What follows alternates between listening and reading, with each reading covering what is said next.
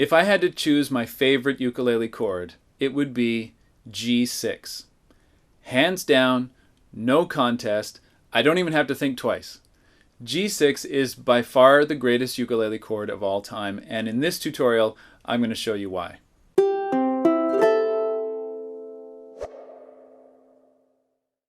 Okay, so why is G6 so great? What's with all the fuss? Why am I so in love with the G6 chord? For many reasons. Number one, it's easy to play. So if you don't know this already, take two fingers, like a peace sign, and put them down both in the second fret. Your middle finger is on the first string, and your index finger, or your pointer finger, is on the third string. That's it. Now just strum the chord. That's the sound of G6. Isn't that a beautiful sound? It sounds like Hawaiian music. It sounds like jazz. It's an evocative, beautiful, relaxing sound. And right there we have two good reasons to love this chord. It's easy to play and it sounds beautiful. Okay, but the third reason is where it really gets good. The third reason to love G6 is that this chord has really interesting neighbors. And what I mean by that is as you move the G6 chord around, sometimes you pull it down, push it up, jump it over. As you move this chord around, you'll find yourself playing a lot of really interesting and other beautiful sounding chords using the same chord shape. Let me give you an example. Let's start with G6. Now let's pull it down one fret toward the tuners.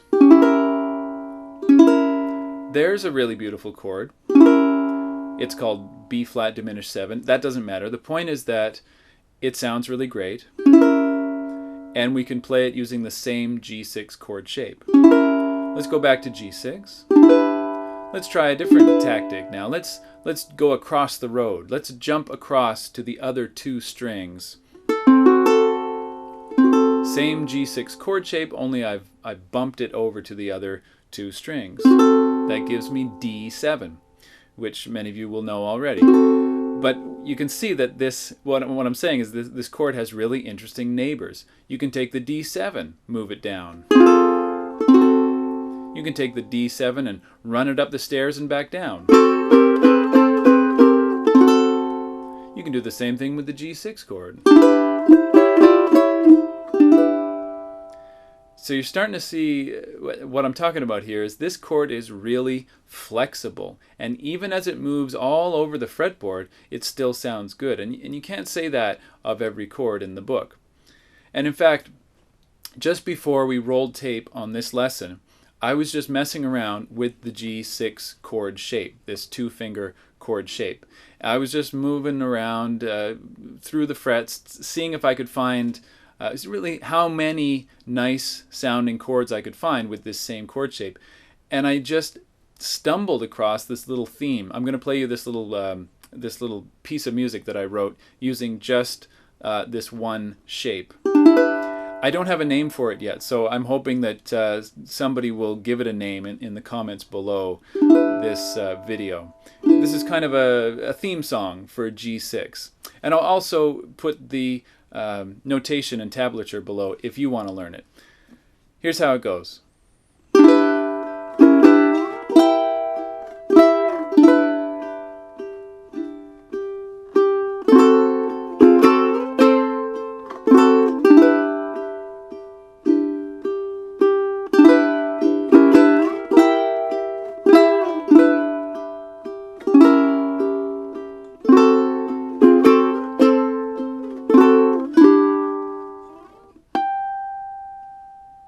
Okay, so I'm just messing around here with this G6 chord shape, and lo and behold, I'm discovering all these places on the fretboard where this chord sounds great.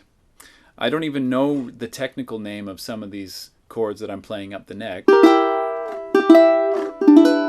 All I know is that they sound great. So that's three reasons why the G6 chord is my favorite chord. And the fourth and final reason is that at the end of the day, this chord is not just the G6 chord. In fact, this chord has 4 different names.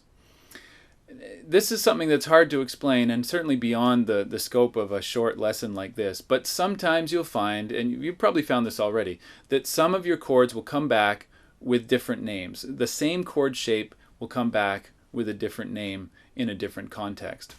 And G6 is the king when it comes to different identities for the same chord, okay? So G6 obviously can be called G6, but this same chord shape can also be called E minor 7.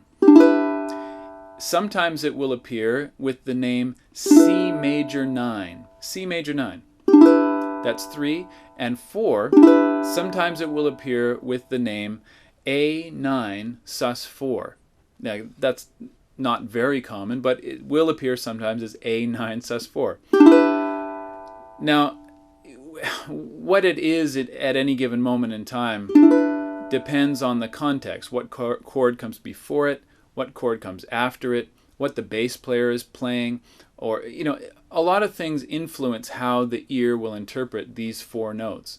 But isn't that a great deal? Everybody likes a good deal. 2 for 1, 3 for 1. This is a 4 for 1 deal. You put your fingers down on these 2 notes and you get G6, E minor 7, C major 9, and A9 sus 4 out of this deal. I just don't think you can go wrong with a chord like this. So there you have it. 4 great reasons why G6 is the best chord in the universe. Okay, so it's easy to play, it sounds beautiful, it's got great neighbors, and it actually has 4 different identities depending on the context.